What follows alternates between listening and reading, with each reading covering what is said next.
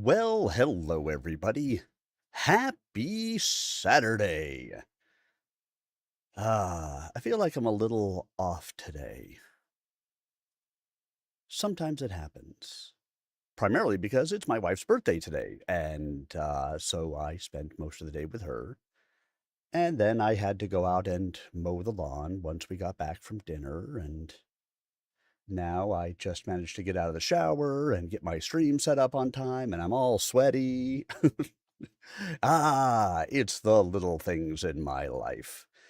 Well, I am glad to have you guys here with me tonight as we will be continuing in The Blacksmith's Boy by Bruce Buchanan. If you have missed any of the readings so far, all of the chapters that we have read up to this point, which is up through chapter 18, are available on the YouTube channel, youtube.com/@SirArminius. You can stop out there, you can catch up on anything that you happened to miss, and you'll give a listen to what's going on in the book. In addition, I should add that it's not just on YouTube that you can go. You can also go to Amazon and pick up the book there. You can go to the author's website, which is brucebuchananauthor.com, or you can get the ebook directly from the publisher, wildinkpublishing.com/Bruce Buchanan. Just go to wildinkpublishing.com and you'll find it. I believe in you. I know you can do it. But tonight, we will continue along with our reading of The Blacksmith's Boy. So let's talk a little bit about what happened the last time. So, Chapter 12, the group emerged from the North Country forest and rode through endless cotton fields. They stopped at a roadside tavern where they encountered the dangerous Kosan gang, leading to a tense standoff and a surprising deal. That doesn't sound quite right. Chapter 13, the party reaches the bustling cotton city of Nassim. Bach takes in the sights of the massive industry while the group navigates in the streets and finds lodging. That's right. It is not our main group that met with the Kosan gang, but the true leader. Chapter 14, the group settled in at the modest Raybun Inn. Stories were shared over dinner. Kotarian drank too much and got talkative, and Bach has more thoughtful conversations with Isabella. Chapter 15, we shift to the villain side as the true leader and his followers met in secret at an abandoned glass foundry. They plotted their next deadly move against Princess Isabella and the spread of the blight. Chapter 16, a quiet night at the inn turns deadly as assassins strike Isabella's room. The group is thrown into sudden chaos and combat. Chapter 17, Bach races to help as the fight spills into the hallway. Swords clash, magic flies, and the entire party battles fiercely to protect Isabella and Aventil. In Chapter 18, in the bloody aftermath, Bach uses his healing skills on the wounded, while the group interrogates the captured assassin and begins to understand the true danger they face. So tonight, we will pick up after that aftermath. We will see exactly what is going on. Joseid Souza Morea, hello. And we will go in for these journeys all together. Just a reminder that I do record all of the chapters individually, so while I will not engage with you guys during the chapter reading, you are welcome to put your questions into any of the chats, whatever channel you happen to be on. I will be happy to get back to them in between chapters. You talk about them then, I'll answer questions, answer anything you'd like to know. And of course, you guys are always welcome to chat with each other throughout the stream, because, hey, That is okay too. And now, wherever you happen to be, if you happen to be in a hot place, get yourself a nice cold drink. If you happen to be in a cold place, get yourself a hot drink. Sit back, relax, and prepare to enjoy as we dive into our next reading of The Blacksmith's Boy by Bruce Buchanan, read for you by your humble narrator, Tim Maloney. And again, I will be recording these, so if you miss any part of it, stop out to the YouTube channel, youtube.com/@SirArminius, and you can catch up on any of the story that you missed, or stop out to Amazon, pick up the book, go to wildlinkpublishing.com or brucebuchananauthor.com. All those nice places that you can stop out to and partake of the book, so that way you can keep up with what is going on with the Blacksmith's Boy. And now, let's go ahead and get ourselves started. And Zolo's man. Hello. Hi. What? Yes, live reading of The Blacksmith's Boy. And here we go, diving into Chapter 19. They went back down to the inn's downstairs tavern, which was closed and empty for the night, until they could get ready to depart. As Bach continued tending to the injured, Isabella ducked into the kitchen and changed into her riding clothes. Tovano gathered their horses, while Kotarian went out to buy a cart with which to transport Aventil, who was too hurt to ride. Spotting a delivery cart making its rounds to the shops and eateries on the street, Kotarian spoke a few words to the driver, then returned a few moments later with the cart, minus the donkey. "I'm sorry, Your Majesty, but that fruit peddler charged us 2 gold for this rickety donkey cart." Kotarian gestured to the humble carriage outside the inn. "By sacrillion stupefying silence! I should have known better than to do business with a laborer." Or maybe you demanded when you could have asked politely.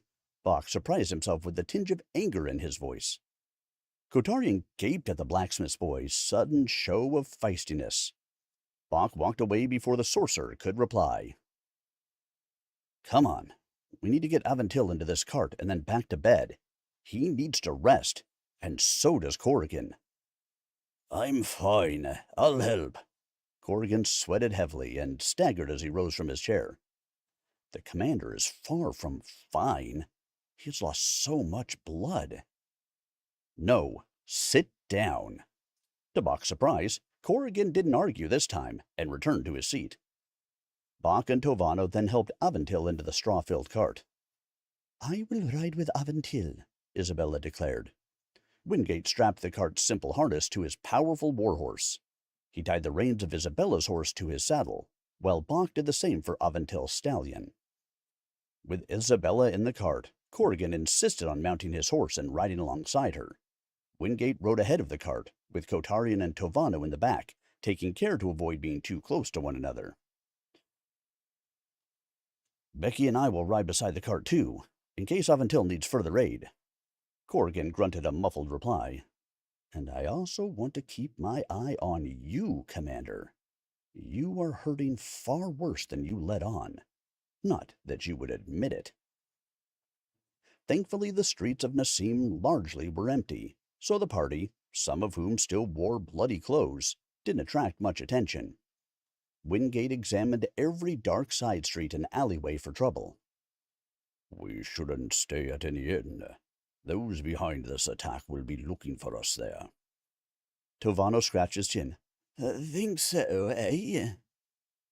"Whoever sent this death squad knows who we are. They probably know where we are headed and why," Wingate replied. "Anyone who went to this expense and trouble won't give up just yet." "What should we do, young fella?" Wingate kept his eyes on the road as he spoke. "When we are able, we continue to Oso Creek. Clearly, there's something there that our mysterious attacker doesn't want us to find. Find that secret, and we will find who hired these cutthroats." Bach turned his head to Isabella, who continued cradling Aventil. "She truly loves him, and my friend needs my healer skills. That must be my focus." "But what about tonight? Aventil isn't in any condition for an overnight ride, and neither is the commander." On one hand, Bach badly wanted to continue the journey and stop the blight before any more innocents were harmed, particularly now that they suspected the malevolent force behind the blight was actively trying to stop them. But Aventil and Corrigan were his patients now, and as a healer, he had an obligation to put their care above his own fears for his family's safety. If Mother and Father were here, they would tell me the same. Hands on his head, Aventil gingerly sat up in the back of the donkey cart. "Ah, I may be of some help, assuming I can clear the cotton from my brain." Isabella supported him with her arms. "Lie still, my love. Don't—" "No, I have an idea. One of my family's trading partners, Gruntunner and Associates, is based here in Nassim. Lord and Lady Gurnatel happened to be on that voyage with my parents. Their home is in the heart of the city, and I'm fairly certain it will be empty. We can stay there for a few days, I think." Isabella's dark eyes widened. "You mean trespass in their family home? As if we were criminals?" "Long-lost friends," Aventil grinned. "They won't mind, particularly when they see the bag of gold we leave for their troubles." "Ow! Watch the cobblestones, Wingate." In less than an hour, the exhausted, bedraggled group arrived at the Grunatural home. Bach whistled upon approaching the gate. The three-story home featured large stone columns in the front and a back garden secluded by thick rows of hedges. A wrought iron fence encircled the property, but otherwise there were no signs of any security, and no light came from the home. "I'll open the gate. It appears to be a simple latch." "Whoa!" When Bach touched the metal latch, an invisible force threw him backward. He would have fallen had Wingate not caught him as he stumbled. "An eldritch alarm." Tovano scratched his gray temple. "Figures they wouldn't leave such a nice home unguarded." "Is there anything we can do?" When Bach looked closely, he saw the faint blue-green outline of the magic dome around the perimeter of the property. Tovano nodded. "Certainly. This is a low-level alarm spell. Hardly the type used to safeguard Cenarian Square or the Royal Palace." Kotarian cracked his knuckles. "Botharian sputtering barrage should shatter that low-quality shield instantly." "As well as every window and half of the eardrums on the block," Tovano replied. "No, this takes nuance. Allow me." The old sorcerer placed his hands at the sides of his head and closed his eyes. He quietly spoke a few words, and slowly a small hole in the dome began to open, just big enough for a person to walk through. Bach tried the latch again. This time it opened. The group made their way into the courtyard, and Tovano ceased concentrating. The hole in the dome immediately sealed behind them. Hands on knees, Tovano took a moment to catch his breath. Bach handed the man some water, and he eagerly accepted it. "That's a disruption spell, Bach.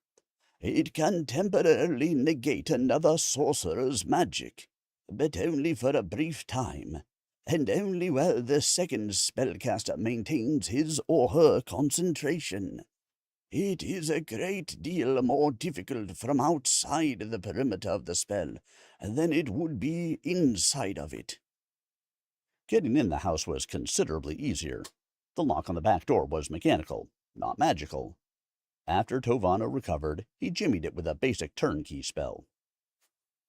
Bach exhaled when they stepped into the quiet, empty, and hopefully safe house. With his assistance, Aventil climbed the steps and into one of the 5 upstairs beds, with Tovano claiming another one. Bach applied a healing poultice to his friend's scalp and gave him another dose of the Yorka root, hoping to grant his patient a long, uninterrupted night's sleep. He returned to the kitchen. The rest of the group moved their bags and supplies into the house. Corrigan insisted on carrying in his own bag. "I'm fine," he said weakly, but after taking just 2 steps into the house, he stumbled and collapsed unconscious. "Commander!" Wingate rushed to his mentor's side and found him muttering in a barely audible whisper. Bach knelt to examine Corrigan. "His wounds have reopened. I need to get these cuts closed or he'll bleed to death." Wingate lifted Corrigan like he was a child and placed him on a bed in a lower-floor bedroom. Bach pulled some items out of his healer's bag and pointed to the pantry. "See if they have any dried sage." It wasn't exactly the herb he needed, but Weni Khan told him sage would work for a healing spell in a pinch. Isabella jumped up and searched the cabinets. "Kotarian, find me some clean rags." "Please." To his relief, Kotarian did as asked without complaint. Bach then ripped open Corrigan's shirt, cleaned the gory gashes on his shoulder, and stitched the wounds closed. When Isabella returned with the sage, Bach tossed a pinch into the air, took each of Corrigan's hands, and began his folk magic incantation. He closed his eyes and focused all his thoughts, all his energy on repairing Corrigan's injuries. "Heal this man, flesh become whole, wounds knit, and strength return." He held the spell for a full 5 minutes, until he could hold it no longer. With a gasp, he opened his eyes. Such a spell was one of the most powerful in a healer's repertoire, but one of the trickiest. One small mistake and the spell could fail. He dropped the commander's hands and pulled back the man's shirt. The wound remained raw, but the bleeding had stopped. Bach then smeared the cuts with a salve to keep the wounds clean. I finally did something right." "How is he?" Isabella asked, Wingate looking over her shoulder. Bach wiped perspiration from his brow. "He's better, but still not well. If I had treated him an hour ago, I'd feel much better, but—" "You did the best that could be done under the circumstances, Bach." Isabella squeezed his arm again. "Wingate, please keep watch over the commander and let me know if there is any change in his condition." "But, Your Majesty, I must be at your side to protect you. What if we are attacked again?" Isabella raised a single finger. "Currently, the commander needs you more. You have pushed yourself this whole trip, always putting our concerns ahead of your own. Consider yourself relieved of your duty until tomorrow morning." Wingate opened his mouth, but Isabella would hear none of it. "That is my decision, and, as your princess, I command you to carry it out." They stepped back into the kitchen to find Kotarian rummaging through the Gruneteral's cabinets. With a satisfied "Aha!" he pulled out a bottle of red wine. "This day has been a complete disaster. I only can hope tomorrow brings better fortune, or a quick death." He walked up the stairs, bottle in hand, without a word to the others. When Kotarian was out of sight, Isabella's shoulders slumped as she sat at the table. "He is correct, you know." "About what, Your Majesty?" Bach put a kettle of water on the wood-burning stove. "This day, this mission, has been a complete disaster, as Kotarian said. Aventil and Corrigan were almost killed. We are fleeing for our lives. From what, exactly? They know us, but we know nothing of them." She closed her tired eyes and put her hand to her aching forehead. "True, they have us on the run." Bach took a seat beside Isabella. "But that isn't your fault. We all were taken by surprise at the inn." Isabella leaned toward him and shook her hands vigorously, tears now welling in her eyes. "It is entirely my fault. It was my idea to come here, and I asked each of you to follow. Ultimately, your safety and the success of this mission falls on my shoulders. I should have been prepared for every possible outcome." Now wait. Bach held up his hands. Prepared for every possible outcome? That is impossible. You can't hold yourself to that standard, Your Majesty. But I am the crown princess.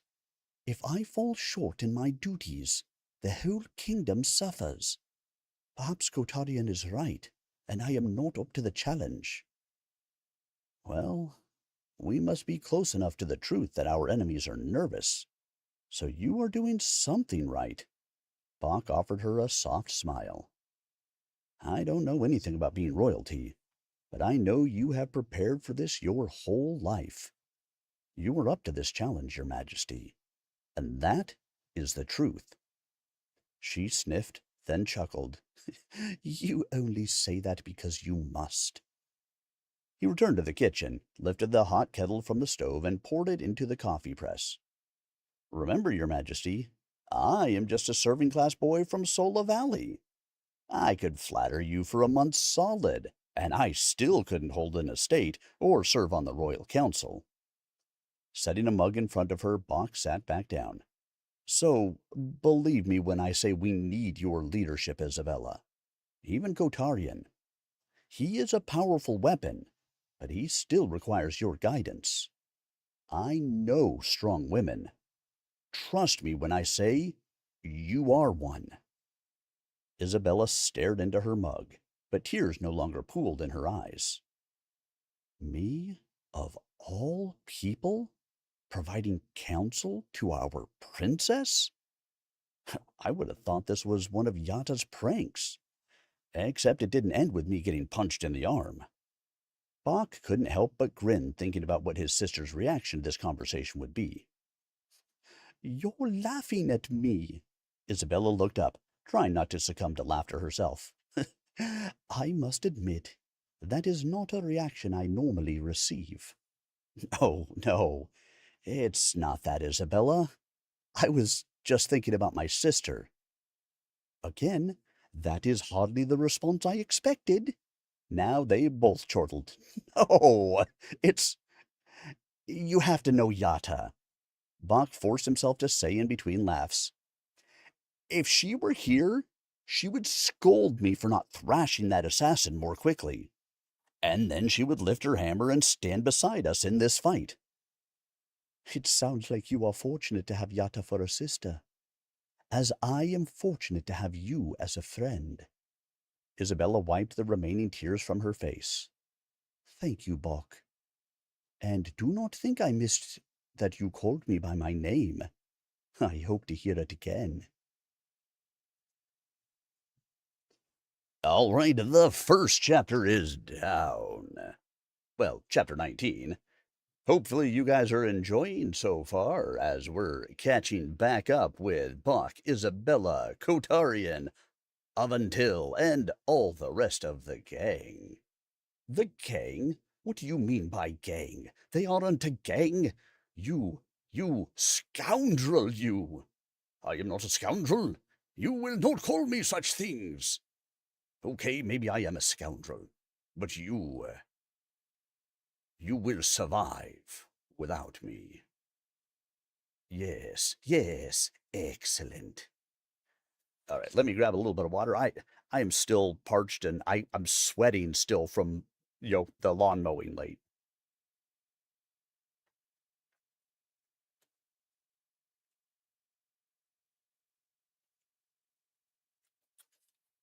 It rained the last 2 weekends here, and the grass is so tall. I was either mowing, the mower would stop. I had to rake up some stuff, mow some more, the mower would stop. Just a ton of fun. All right, everyone. It is time for us to dive back in to Chapter 20, Bach got up earlier than he wanted the next morning. While still somewhat tired, he was ready to get out of an unfamiliar bed. Yata would have cackled at that, for he always seemed to be the last one to the family's breakfast table. Of course, it didn't help that Kotarian snored as loudly as a hibernating bear in the next room over. Bach checked first on Corrigan, who thankfully remained asleep. Bach had looked in on the man several times during the night. The Yorka root appeared to be doing its work in easing his pain. The commander needed at least another week in bed, but Bach figured he had about as much chance of making that happen as a blacksmith's boy did of attending the Grand Merchant's Gala. Once in the hall, he noticed the door to Isabella and Aventil's room was cracked open. Inside, Isabella and Aventil cuddled together in their sleep, his arm draped across her waist. His face grew hot, and he quickly looked away. Alone in the summer morning quiet, Bach poured a glass of water and sat on the edge of his borrowed bed. Only those born to the noble class even had the potential to use the potent brand of magic, the type of magic that could create and destroy. How was I able to cast that spell? And could I do it again? In the life or death excitement of the previous day, no one had pressed him on it. He had been more concerned with keeping Aventil and Corrigan alive, and then Isabella needed him. And truth be told, he didn't want to consider what his actions at the Raybun Inn might indicate. Because the only possible explanation he could come up with would be if, somehow, he was not truly the son of Tana and Finn Omat.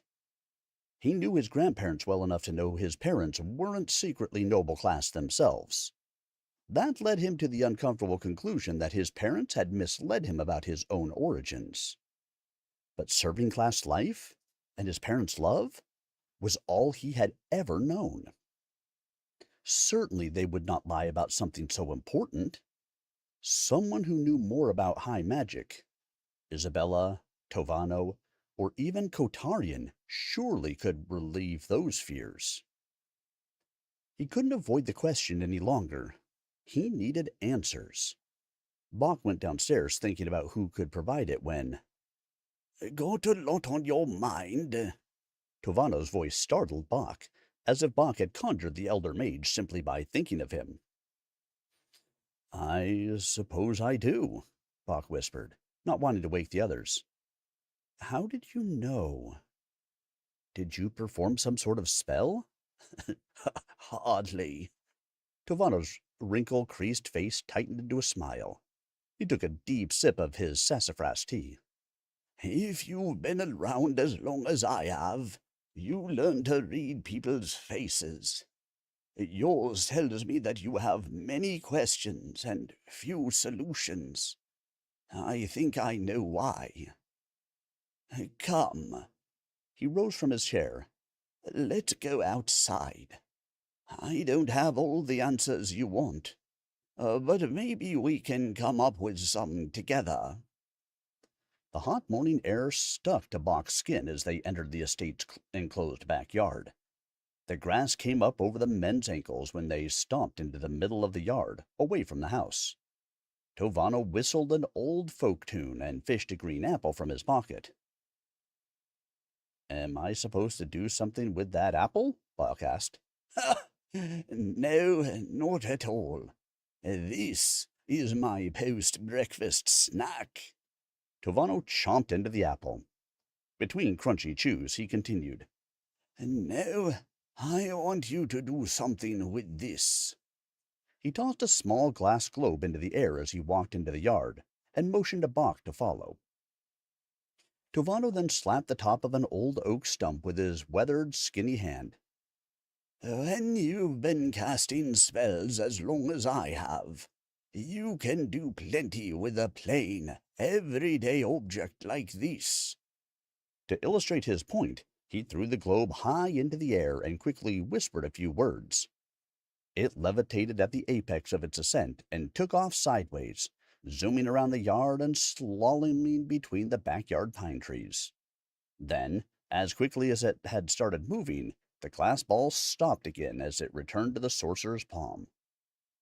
"Now, if you get really old and bored, you can learn to do something like this."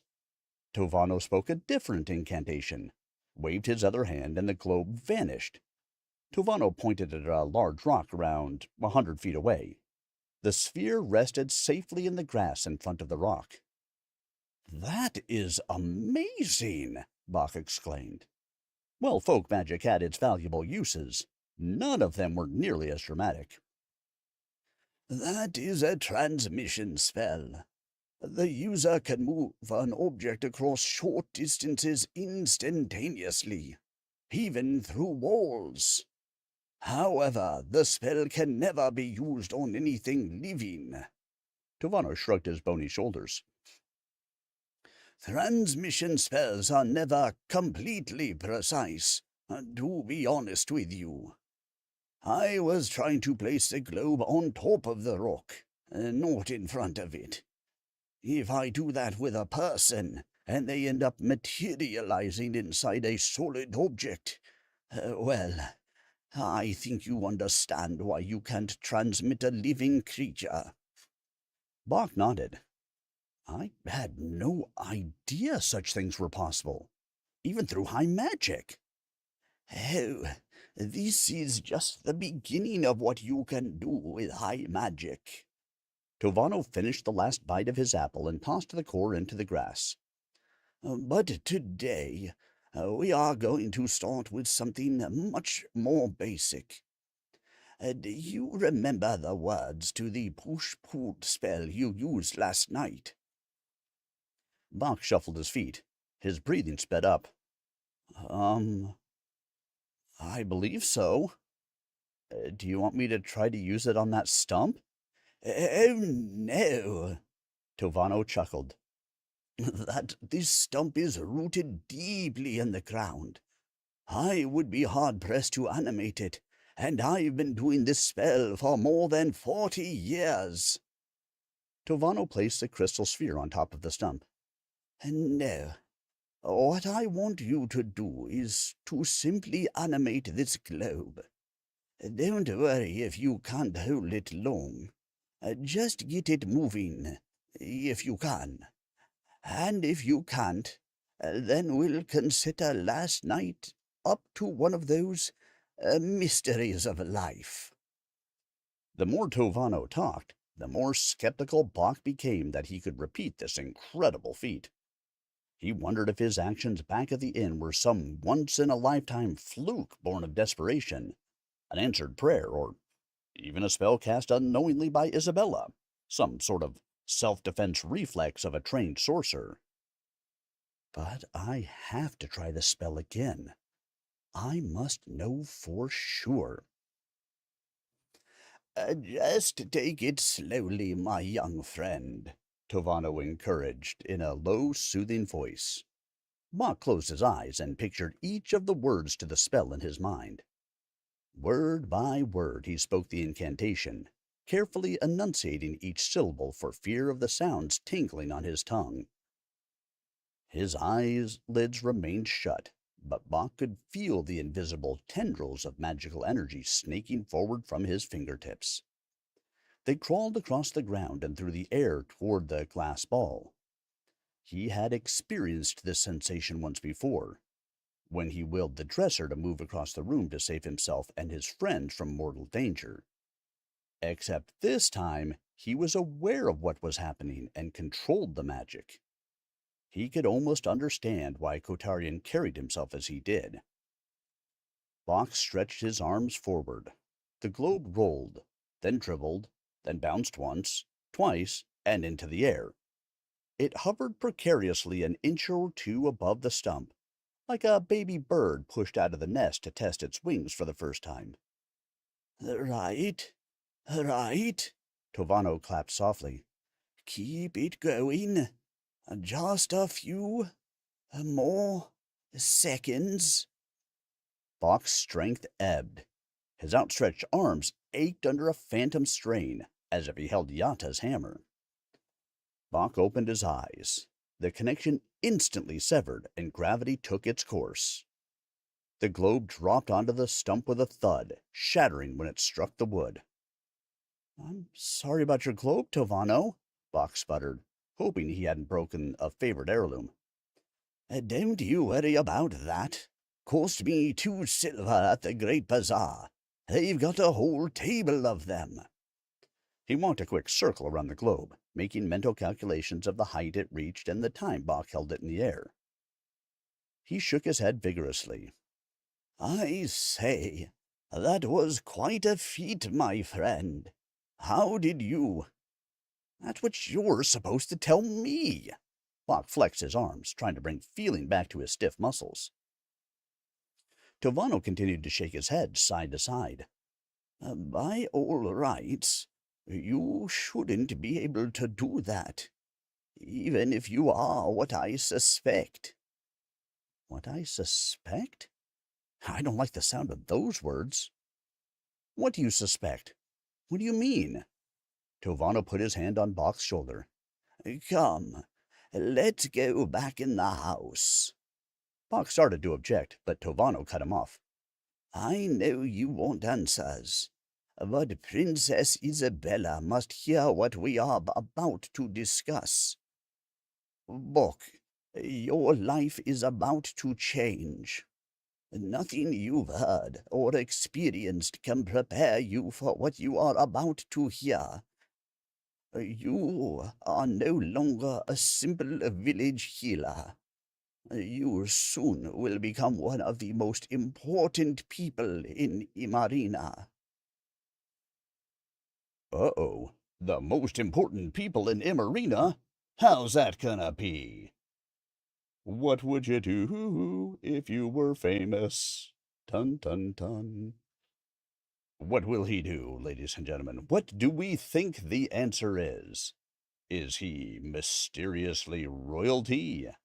That nobody knew, but we will find out is the case?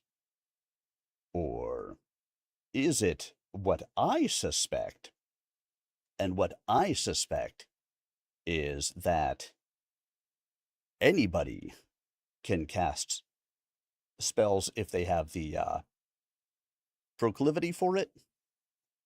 However, the noble class has long kept the serving class from knowing that that was a possibility. I guess we'll find out, won't we? When we start into Chapter 21. Tovano's gentle hand stirred Isabella from sleep. Tovano, is everything okay? She rolled over to see Aventil still asleep and visibly relaxed when she realized he was fine. Oh, yes. Everything is well, your majesty, the sorcerer whispered. But Bok and I need to speak to you. In private, please. Tovano's excitement and the mystery surrounding his behavior concerned Bach as much as it piqued his curiosity. They went downstairs, and Isabella rubbed her eyes in protest of the already bright morning sun. Your Majesty, pardon the interruption. It's just, after what happened at the inn yesterday, Bok and I conducted an experiment, and it confirms my suspicions. Mr. Ormart here is a noble and has the acumen for high magic. Nausea hit Bach in the stomach, just as it did when the wolves attacked. He began to hyperventilate and turned away so his friends could not see his panic. Tovano had just confirmed his suspicions and his dread. Only members of the noble class may be born with the ability to use high magic. When the nobles claimed they were born to rule, they offered this as proof. Such was the natural order of things. Or so Bach had always been taught. So if Bach could perform high magic, he must be a member of the noble class. It was a simple matter of connecting the dots. That also means I am not the son of Tana and Finn Omat of Sola Valley. But how can that be? I have my father's green eyes and my mother's affinity for baking bread. Yata even remembers the day I was born. She calls it the saddest day of her childhood. She was used to getting all of Mother and Father's attention, and when I came along, she had to share. Isabella furrowed her eyebrows. Why would you declare such a thing, Tovano? You have upset Bok. Although groggy a moment earlier, Tovano's proclamation provided a bucket of ice water to her face. Surely, in your decades of study, you must have encountered some other explanation for what Bok did. I know this is a shock, but I am quite certain. Tovano tapped his finger against a tabletop. He displayed some remarkable acumen just now. Isabella shook her head forcefully. No, Tovano. What happened last night was an act of desperation. Bok's life and those of his friends were in danger. He had reached out with folk magic abilities that somehow simulated an effect resembling high magic. But a lost noble? That is a huge conclusion to spring on our friend. Tovano looked into Isabella's rapidly blinking eyes. Perhaps if last night was the only evidence. But just this morning, Bok reproduced the push-pull spell, this time under no duress, and with great effect. I dare say he did almost as well as you did the first time you tried, and a fair bit better than me. There can be no other answer. Bok Ormat is of noble birth. Isabella went quiet and looked away. Bok slumped into a chair, unable to stand. My parents lied to me my entire life. Were they secretly noble class too? No. Why would they work such hard lives as a blacksmith and a farmer? How did I come to live with them? Do I have another family out there? Does Yata know the truth, or was she lied to as well? Too many questions. I wish I could run away, go back home to Sola Valley, and forget I ever heard of sorcerers or blights or high magic. Tovano gave no indication he noticed Bok's distress. Don't take my word for it, your highness. Bok, could you please give the princess a demonstration? Bok felt like a show pony paraded around for the lords and ladies at one of the royal palace's fancy equestrian events. The last thing he wanted to do was attempt another spell, after what the last one had brought him, but he would cooperate. Okay. Do you want me to animate something again? No. Let's try something different. Tovano whispered some words into his ear. Just a simple pyromancy spell, your majesty. Although I would advise stepping back. Bok nodded and licked his lips, then shook out his hands and jogged in place. At least focusing on the spell gave his jumbled mind a reprieve from sorting out all the conflicting emotions he was feeling.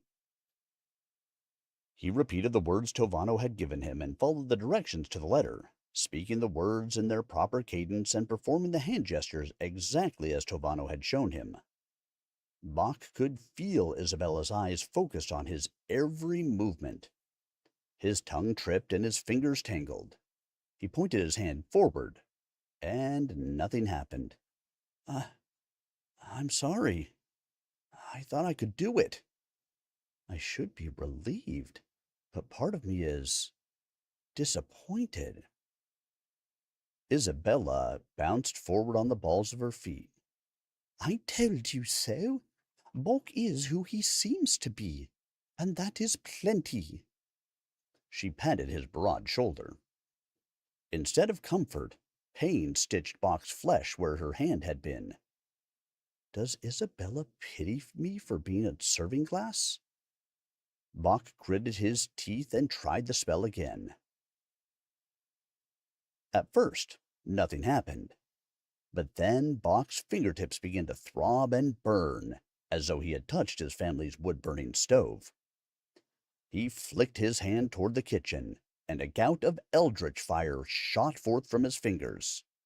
The stream of flame struck a dish rag on the counter and set it on fire. Isabella gasped in what sounded like horror. "Oh dear," Tovano mumbled. Perhaps that wasn't the best choice of spells."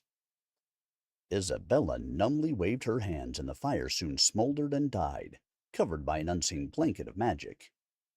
Bach's display dimmed her usual spark. Not so for Tovano, who practically skipped around the kitchen.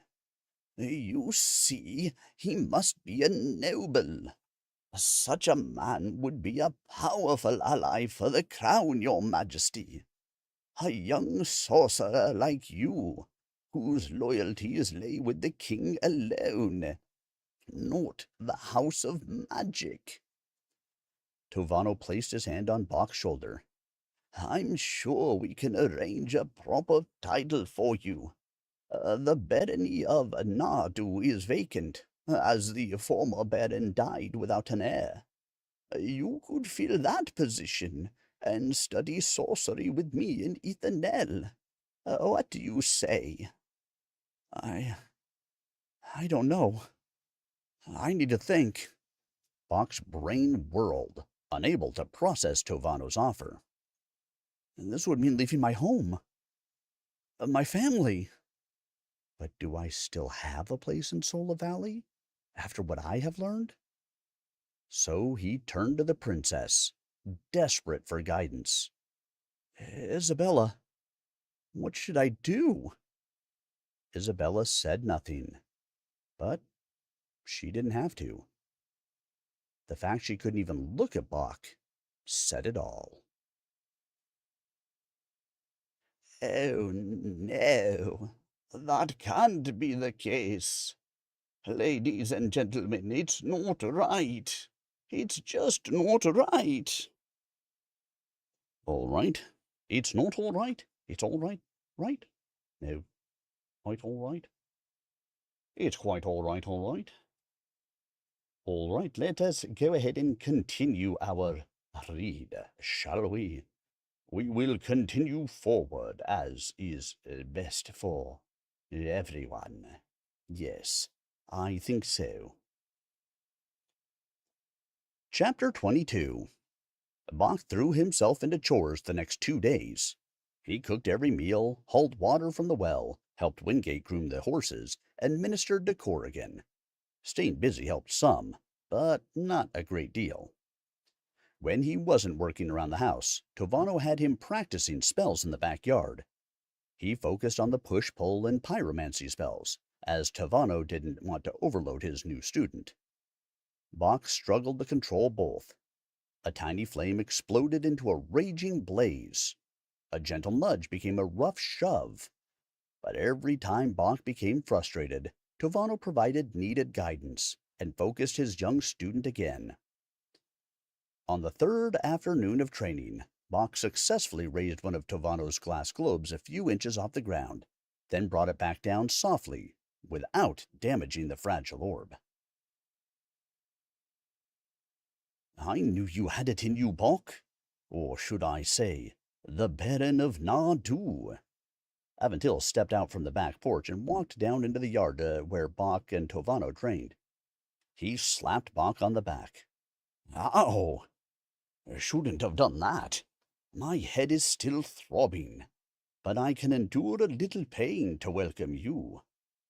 "Welcome me to what?" Bach crossed his arms to await Aventil's reply. "The noble class. Honestly, Bach, we're not all snobbish elites, but you'll learn that for yourself." "No, I'll never be one of you." It was a statement of fact as much as defiance. He never could be noble class, no matter how many spells he learned, or how much of the acumen he carried. Bach had been raised in Sola Valley, as far distant from the sophistication and bustle of Ethanel as one could get in Imarina. He was well-mannered, sure, his parents had raised him that way, but he knew little about the intricate customs of the noble class. A blessing? More like a pox.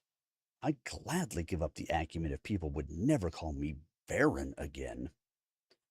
But he wouldn't have that chance. Not if Tovano had anything to say about it. And he certainly did.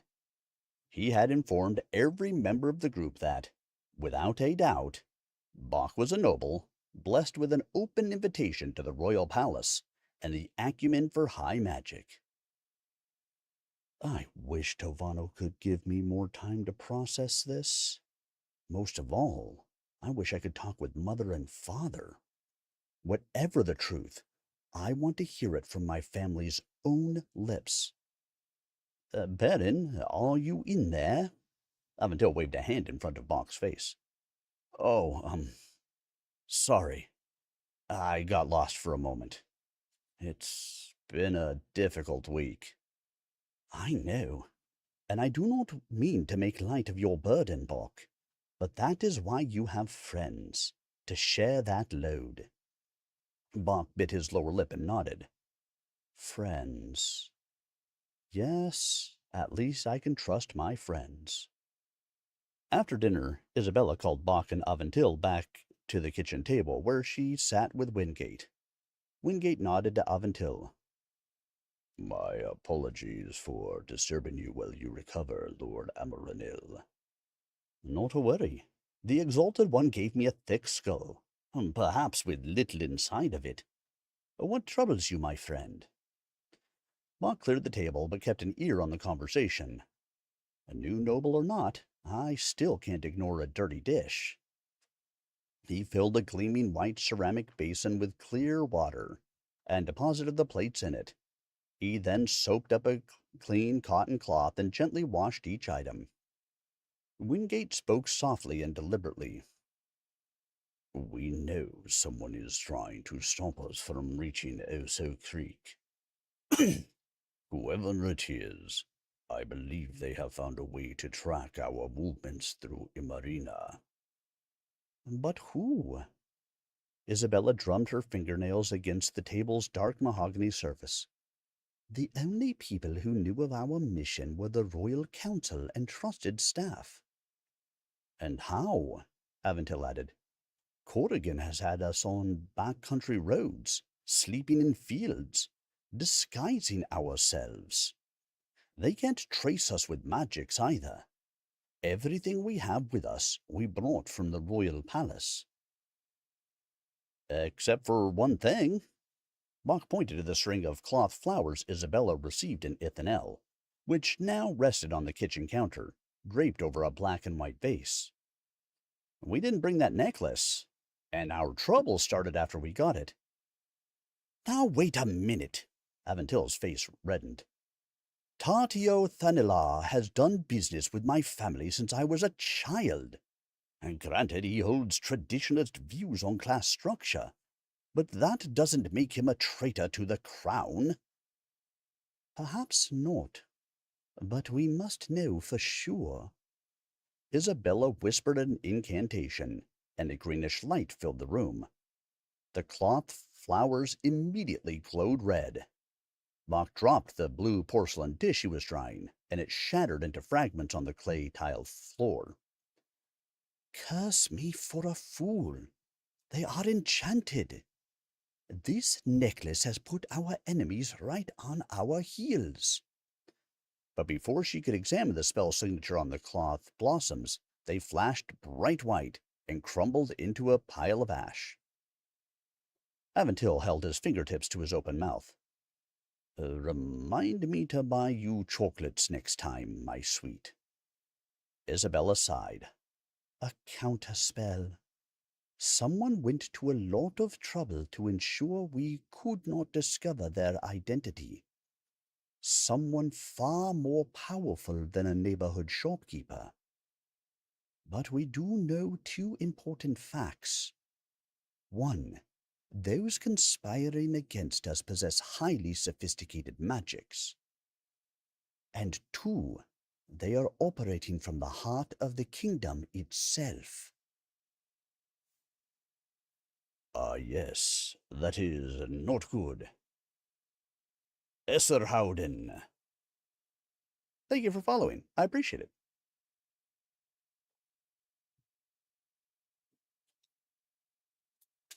or subscribing, or whatever the heck YouTube calls it. Hello, everyone. Glad to have you all here with me tonight as we read The Blacksmith's Boy by Bruce Buchanan. As a reminder, I record these chapters, so if you miss any of them, they will be available on the YouTube channel. youtube.com/@SirArminius. I will likely have them uploaded a little bit after the stream tonight, but look for them tomorrow morning. Sometimes YouTube is slow. You can also pick up the book on Amazon. You can go to wildinkpublishing.com, which you can pick up the ebook from, or you can go to the author's website, brucebuchananauthor.com. But of course, it is very easy for you to pick up on the reading from the YouTube channel, youtube.com/@SirArminius.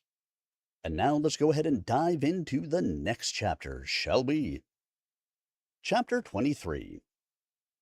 Given that knowledge, Isabella decided they should resume their journey to Oso Creek in 2 days' time.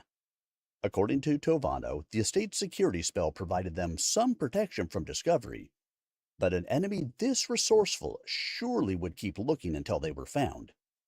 Corrigan still needed more time to recover, but Bach knew arguing with the commander would prove fruitless. They also resumed posting guards on their last night in the Grenatural house. Isabel volunteered to take the first shift upstairs, while Bach remained in the downstairs den. While he kept watch, he settled into a red upholstered chair and studied the spellbook Tovano loaned him.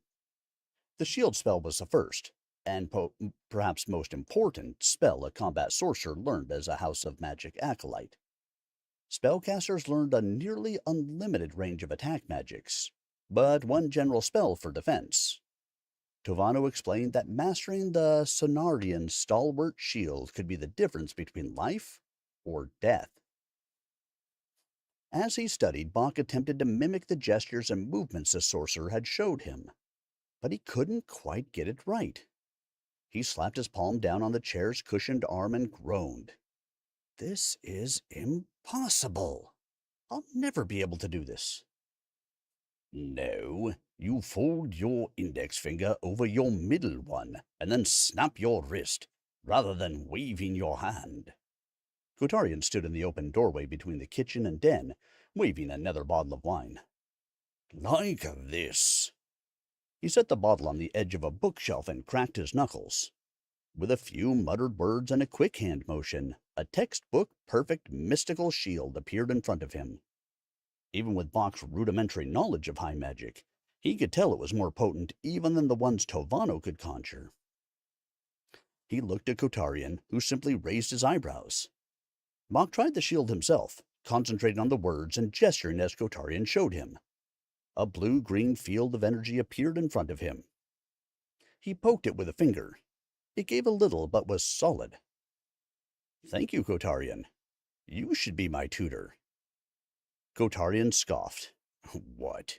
You think I have time to spoon-feed magic to an absolute beginner, less ready than the slowest, most ill-prepared first-year apprentice on Sonorian Square?"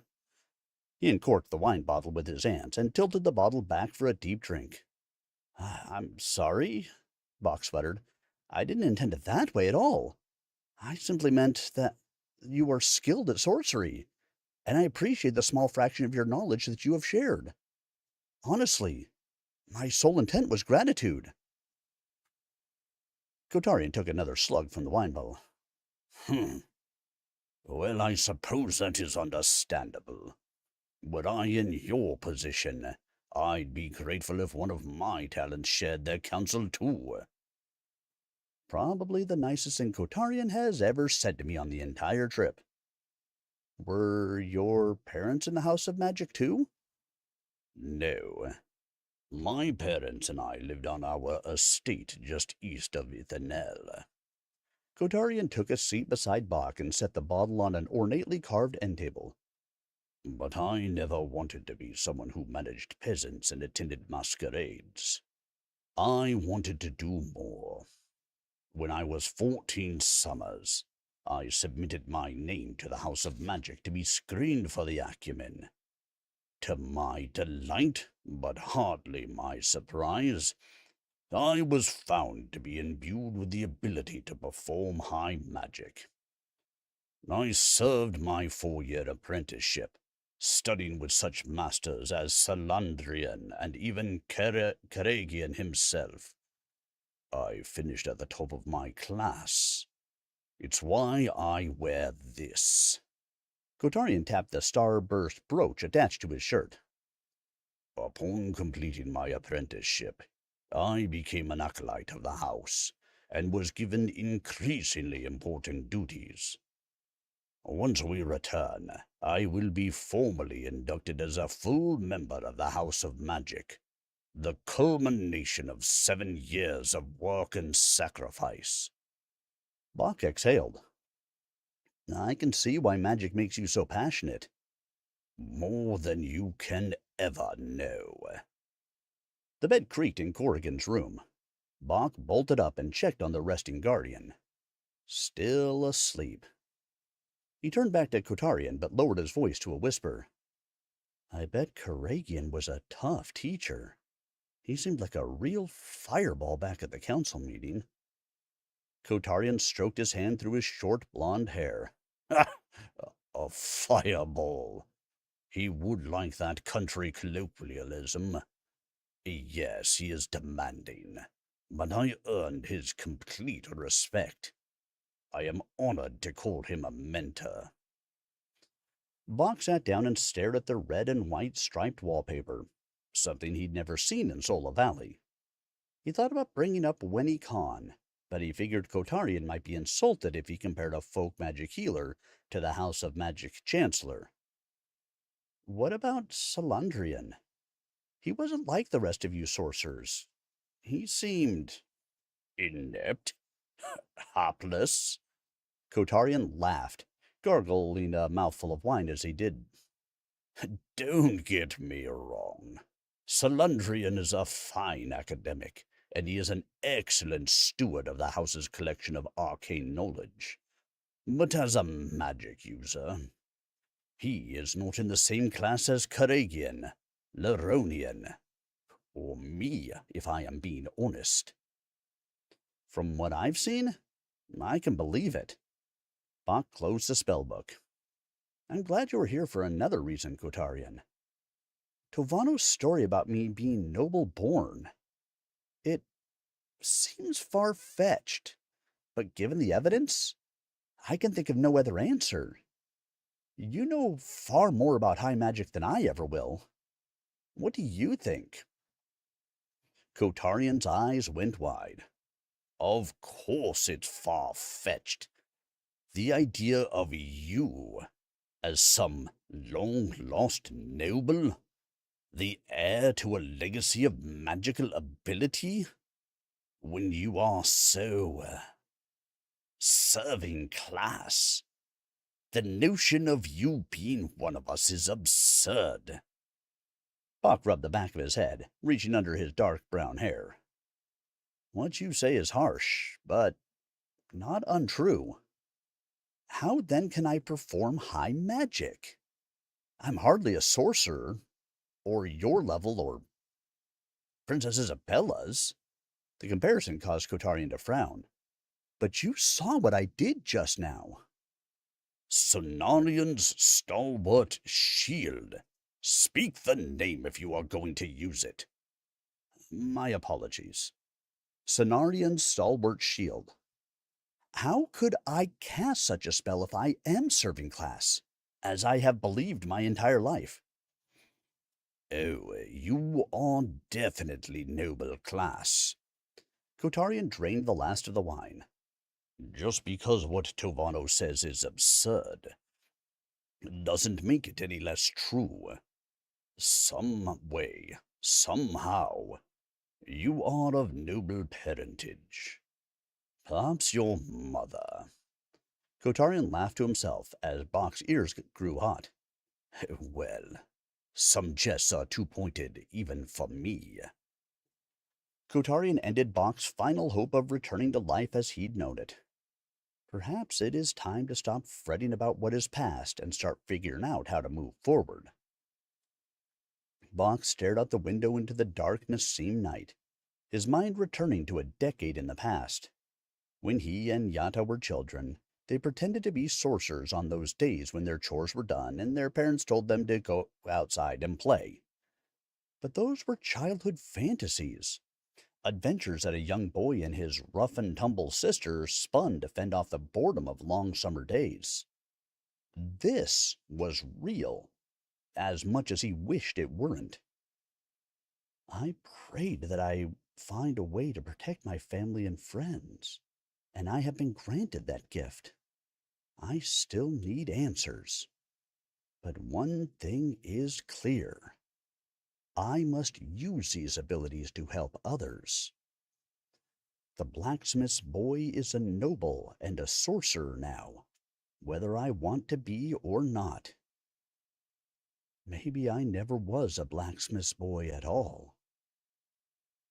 Thank you, Kotarian. I suppose Tovano and I have plenty of work ahead of us. Kotarian threw back his head and laughed. Ah, Tovano! Ah! Tell me, Baron Blacksmith, do you trust Tovano? Bach nodded. That is your first and biggest mistake. Kotarian slammed the empty wine bottle down on the end table between his seat and Bach's. Has he told you about the circumstances of his departure from the House of Magic?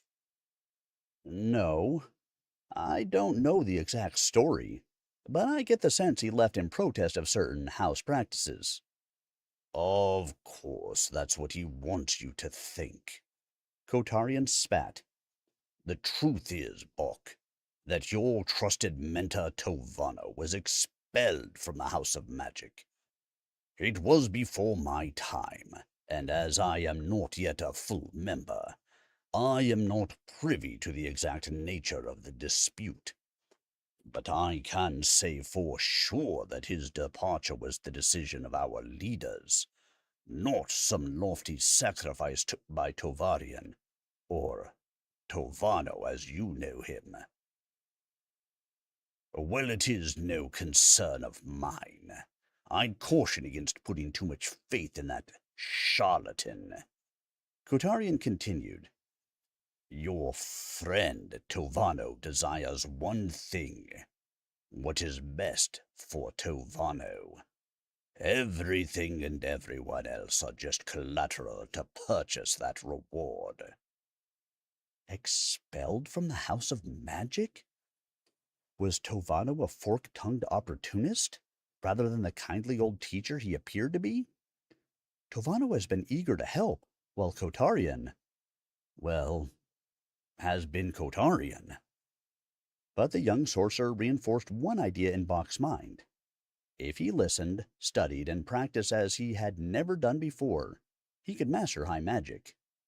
He cast another shield spell, and this time it was a bit sturdier and lasted a few seconds longer than his previous attempts. A bit better, but you have farther to go than you can even imagine.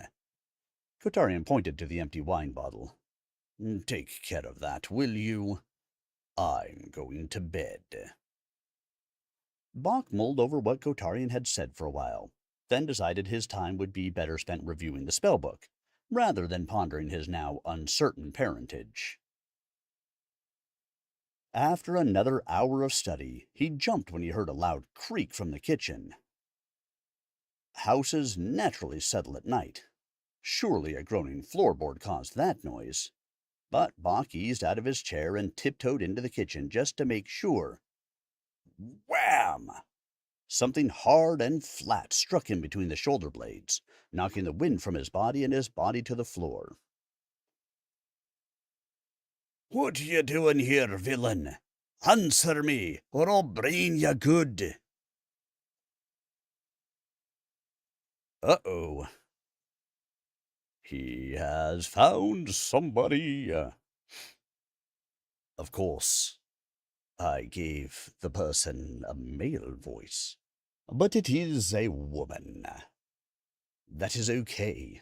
It was the heat of the moment. You never know how such things will go, do we?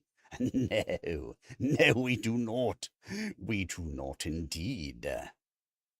But I will tell you one thing.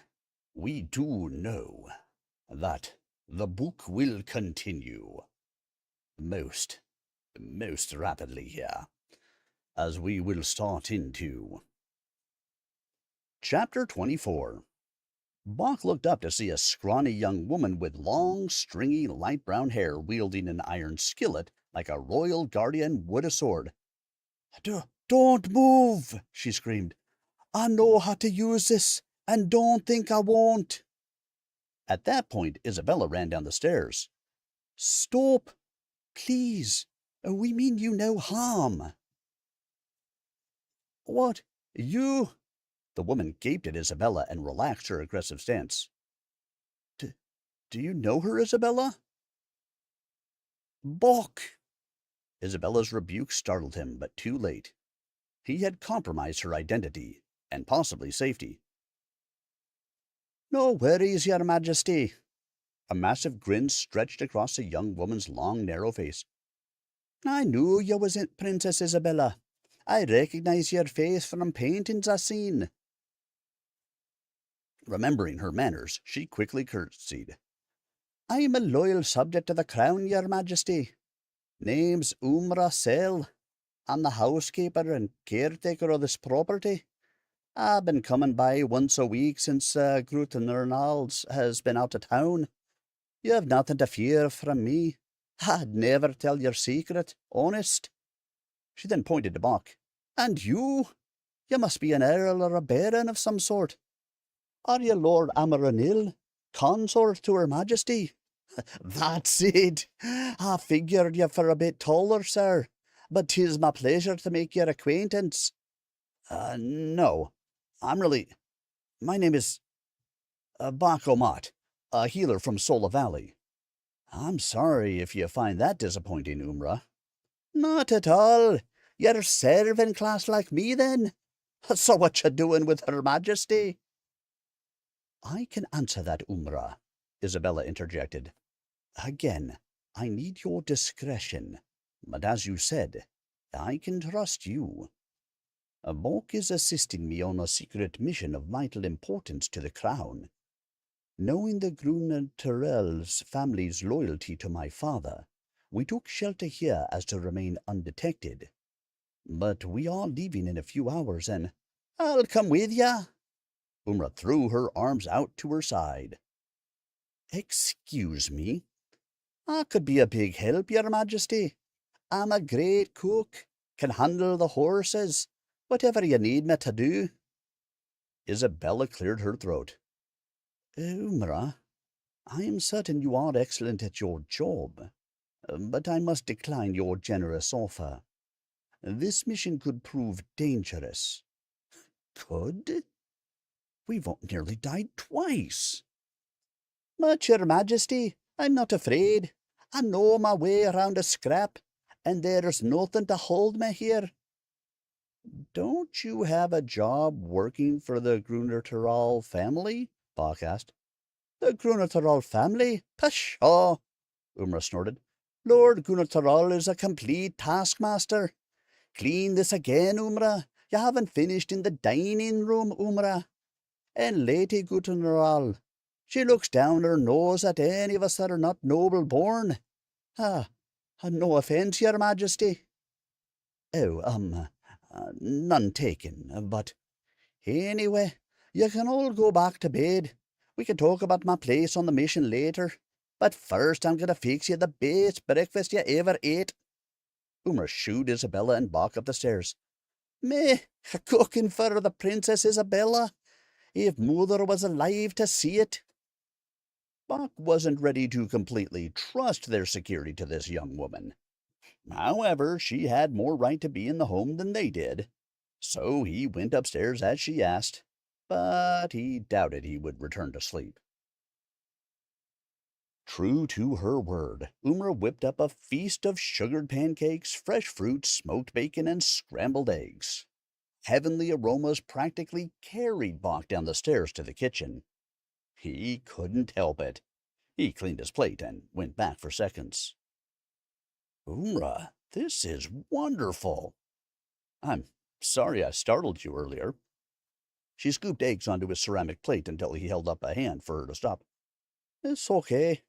Not every day I get to whack a handsome fellow with my skillet. Umra winked at Bach, whose cheeks blushed in response.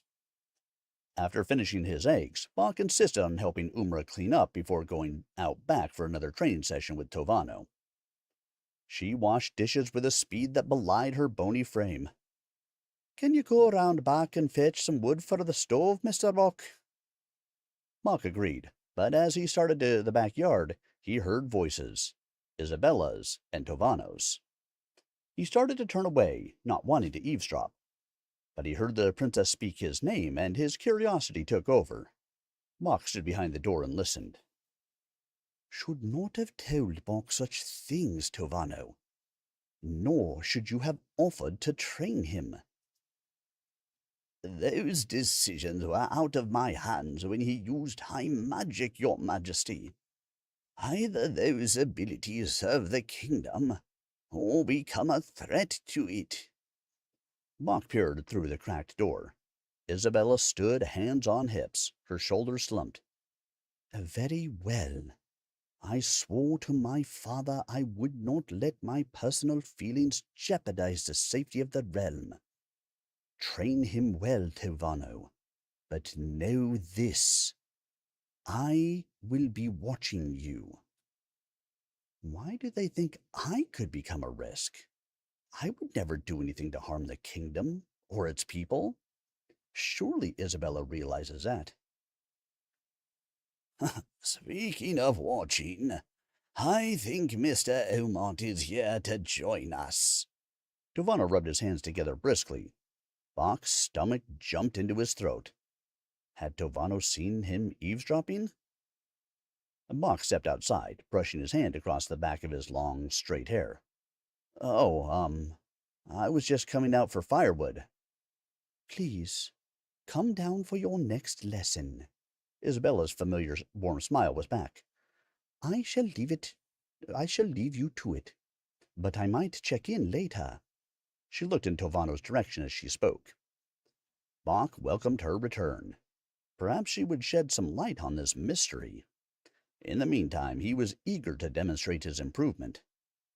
He concentrated, positioned his fingers as Kotarian had shown him, and a translucent blue-green shield appeared before him, solid and stable.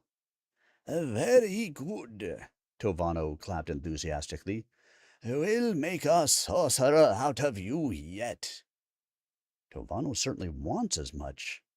But what do I want? And what does Isabella know? At this point, the questions seemed too numerous for Bach to count. All right, guys, we're going to do one last chapter this evening. And then we'll call it for the night. So, let's jump straight to it, shall we? Chapter 25. Early the next morning, a clanging bell at daybreak jolted Bach out of bed. Wingate dashed up the stairs and went to the large window overlooking the front of the house. Two young people, revelers by the look of it. Outside the front gate, a young woman and man shouted, "Hello in there!" and "Anybody home?" as they rang the iron bell posted outside the defensive spell's perimeter. Isabella and Aventil emerged from their room. He slipped on a shirt and gazed around Wingate's wide frame. Who are they? They don't live here, at least to my knowledge. I don't know, either, but I'll go see. Umra, wait, Isabella cautioned. They could be. No worries, your majesty. I know what to do. And she bolted out the front door to greet the visitors at the front gate. Any idea what they're saying? Aventil peeked around the edges of the drawn curtains. Ma couldn't hear the discussion outside, but Wingate drew his sword from its scabbard nonetheless.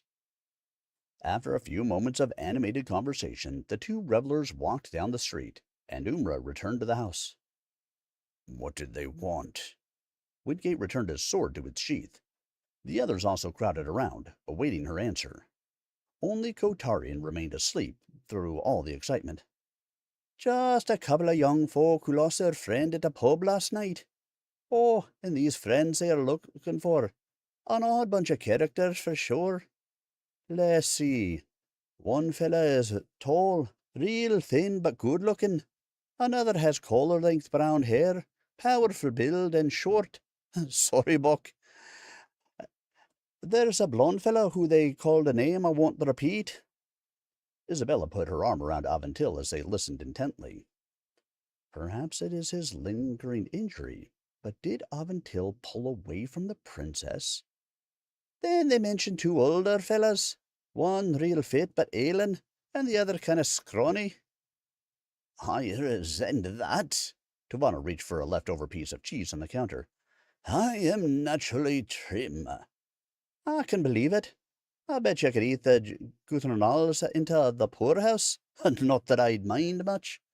Oh, and there's a young lady with curly brown locks. Anyway, I told 'em I'd seen no such folk, and that I was here all by myself, as the lord and lady of the house are absent, and I'm just a servant girl meant to clean the place. What sent 'em on their way? I reckon they was asking at every house on the street. Umra tied her apron around her waist to finish cooking. She smiled as she tapped her long index finger on the kitchen counter. You know, there was one funny thing. Did I tell you I've worked a pub or two?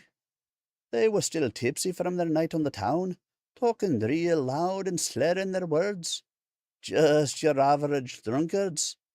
Other than they didn't smell of alcohol a bit, and fingered the daggers hid under their shirts while we was talking. She looked around at the group, and her smile having vanished. I never went to school, but I ain't stupid. I know you're in a whole lot of trouble. If I'd let 'em in, they would have slit all our throats, mine included. Am I wrong? Isabella made eye contact with her companions, then spoke. No, you are completely right, Umra. We are in terrible danger, and there are bad people who want us dead for reasons not completely clear even to us. But we know it involves a situation in Oso Creek. Family farms have been attacked, villagers killed. By what? We do not know, and that is what we intend to discover. I believe it is safe to say our two visitors are part of the mystery behind this crime. Umra whistled. Whew, I reckon it's a good thing I run 'em off then. Princess Isabella and her friends on the run and hiding out with old Irma. That is quite frightening, Bach offered. No, amazing. I can't imagine anything more exciting. Now sit down, all of you. I'll have breakfast on the table in a minute.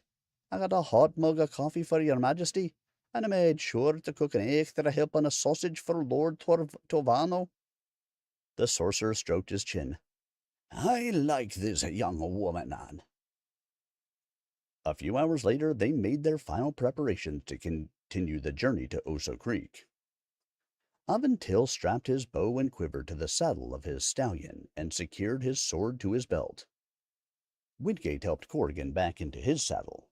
The injured commander was determined to ride again today. Bach applied another round of his curative poultice, but he could see the redness of infection setting into Corrigan's wound. He tightly bandaged the man's shoulder and prayed his measures would suffice. Isabella pulled on a pair of riding gloves and her wide-brimmed hat. Despite the hardships and danger they had encountered, she looked as pulled together as she did the day they left Ithanel, wearing a flowing cotton blouse over tight tan pants and black riding boots polished to a bright shine. Wait, you're gonna need this. Umar ran into the brick driveway carrying a canvas satchel. I've made you some lunch for your trip. Isabella smiled. How thoughtful, Irma. Umra, I will make certain your kindness is rewarded once we return to Ithanel. Sure there's not room for me on this trip? I mean, this is my one real chance of getting out of Nassim. Isabella leaned forward and took Umra's hand in her own. My sweet friend, I wish I could, but I cannot put you in harm's way, even though I know your courage is up to the challenge. I tell you what, though. Go to the royal palace in 2 weeks' time and ask for the head of housekeeping. I will make sure you have good employment and quarters within the palace waiting for you. A generous offer indeed. Thank you, your majesty. Umra curtsied again, but her chin sank to her chest as she returned to the house. They made their way through Nassim's quieter side streets, heading north of the city. Just days earlier, these streets had been active with people going to their jobs, delivery carts bringing in new goods, and early shoppers looking for the freshest produce, meats, and fish. But on this morning, Bach only noticed a few stragglers moving in and out of buildings quickly. Scattered horseback riders shared the streets, but nothing like what he would have expected. Bach didn't like the normal cacophony of city life, but he liked this eerie quiet far less. That didn't stop Wingate from watching every home and storefront for signs of trouble. Bach rode up beside him, slowly so as not to alarm the guardian. You are good at your work, Wingate. We all feel safer with you on guard. Be watchful yourself. I cannot monitor every corner. Those cutthroats who attacked us are not working alone, and we will be near the border. Wingate's warning hardly seemed an idle threat. Bach grew up hearing stories about the cruelty of Masork warlords. The Masork Empire had been crushed trying to invade Imarina 300 years ago. The Imarinians, under the command of Queen Imaria and the legendary sorcerer Sonorian, destroyed the Masork army and the country's central government. Since then, a loose consortium of warlords, who were more criminals than leaders, ruled the remnants of the Masork Empire. The warlords had an easy truce, with each controlling their piece of territory via their marauders, private armies that terrorized the Masork citizenry, collected protection money, and occasionally fought with rival gangs of marauders. Bach's mind returned to the quiet streets of Nassim and the ride to Oso Creek. Their business wouldn't take them across the border, and as dangerous as the Masork marauders could be, they weren't foolish enough to invade Imarina. Or, at least he hoped. In any case, I'll be glad when we finish our business in Oso Creek and get on the road back to Ithanel. Meanwhile, Kotarian rode beside Isabella that morning. The streets are unnaturally quiet, Your Majesty. Something has changed in the past 3 days. For the worse, he said. Agreed, Kotarian. And I suspect the reason has to do with our mission to Oso Creek. But that isn't what you want to speak about, is it, Kotarian? Quite true. Your reputation for perceptiveness is well earned, Your Majesty, and I respect that, and you. He made a point of bowing in his saddle. What I have to say is of a more personal nature, and I suspect you aren't going to like it. Nevertheless, I must say it for the sake of the mission, and for your own good. He continued, Your generosity toward the serving class is commendable, Your Majesty. Sometimes I fear you are too kind to them. What do you mean? I mean, they envy those of us in the noble class. We have everything that they want, all they could dream about. Yes, they fulfill a vital role in our society, in their rightful place. But if I may be so blunt, do not confuse loyalty with love, Your Majesty. He jabbed his thumb over his shoulder as he bounced on his saddle. Take that servant girl, Umra. Yes, she kept our confidence. But how many servants would have jumped at the chance to earn a reward at our expense? It could have ended badly, you know. Eyes wide, Isabella turned her head to Kotarian. But it did not. Umra was put to the test, and she proved her character. That is all any of us can do. He pulled his flask from his jacket and took a sip. Perhaps. Just remember, nobility isn't something that can be donned like a cloak, you know. Isabella's face trembled, then froze. She beckoned Kotarian forward with her index finger. When he leaned to her in his saddle, she put her hand to his ear and whispered, I understand your meaning, Kotarian. So consider this a request from a friend. Do not hurt Bok. Please. Isabella pulled away from him and rode ahead, to leave Kotarian with his own thoughts. But she turned her head to deliver one final message. And if we speak of this again, it will not be peer to peer, but crown princess to royal subject. That is not a conversation you wish to have. All right, ladies and gentlemen, that is going to do it for our reading this evening. Thank you so much for coming along to spend a little bit of time with me. Again, if you have missed any of the chapters, 25 and before, they will be all available on the YouTube channel by tomorrow morning. Most of them are already there, but the ones from tonight will be there by tomorrow morning. Thank you to all of you. The greatest gift that you can give me is the gift of your time, and I appreciate that you guys gave me the gift of yours this evening, whether it was for 5 minutes or for the whole stream. Either way, I appreciate it. I will be back again on Tuesday, where we will continue The Blacksmith's Boy, starting in Chapter 26. Until then, remember you can check out the book on Amazon, Wild Ink Publishing, or Bruce Buchanan author.com. Until I see you guys again next time, have a great evening and a wonderful rest of your weekend. Good night, everybody.